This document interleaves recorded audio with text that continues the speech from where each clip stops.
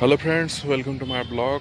आणि नाशिकमध्ये हा आहे आपला दुसरा दिवस आणि आपण आज जातोय संदीप फाउंडेशनला PhDच्या कामाकरता, रिसर्च प्रपोजल करता। आणि तिथलं काम झाल्यानंतर आपण निघणार आहोत। हा नांदूर नाका आहे, इकडे त्र्यंबक आहे, इकडे नांदूर नाका आहे, म्हणजे हा जळगाव आग्रा हायवे आणि हा स्टेशन रोड करून येतो। हा स्टेशन रोड करून येतो असा जळगावकडे जातो।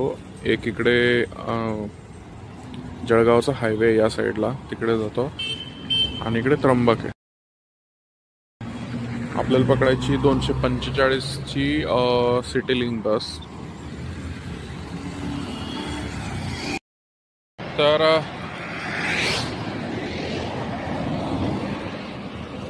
आपण आलो संदीप फाउंडेशन आणि नेरी नाके आपलं सॉरी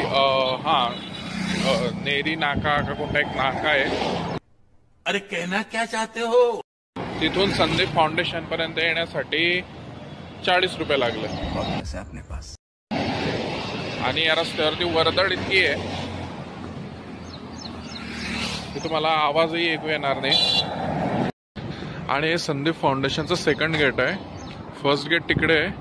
तिकडून चढ उतार करत येण्यापेक्षा ओ बिल्डिंगकडे जाण्याचा हा सोपा मार्ग आहे। इकडे नाशिक आहे आणि इकडे त्र्यंबक आहे आणि इथून वर गेल्यावरती संदीप फाउंडेशनचा रस्ता आहे। तर आपण तिकडे जाणार आहे। संदीप फाउंडेशनचं पहिलं गेट आहे नाशिककडून आणि तिकडे दुसरं गेट आहे। मोस्टली लोक तिकडूनच एंट्री करतात, आपण इकडून जाणार होत आहे। तर पावसाचं वातावरण होत आहे आणि त्र्यंबक कडून पाऊस येण्यास सुरुवात होत आहे संदीप फाउंडेशनकडे। आणि पावसाचा मोसम होतोय, जोरात पावसाची शक्यता अशी मी बघितली आता की पाऊस जोरात आहे की नाही। आपण जाऊ संदीप फाउंडेशन मध्ये आणि मधले व्ह्यू दाखवतो।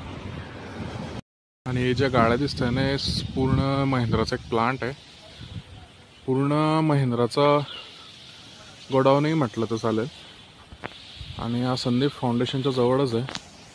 आपण इकडून आलो होतो, हे फार्मसी ब्रांच आहे आणि इकडे कॉम्प्युटर इंजिनिअरिंग ब्रांच आहे। आपल्याला जायचं समोरच्या ओ बिल्डिंगमध्ये। आणि पाऊस चालू झालेला आहे।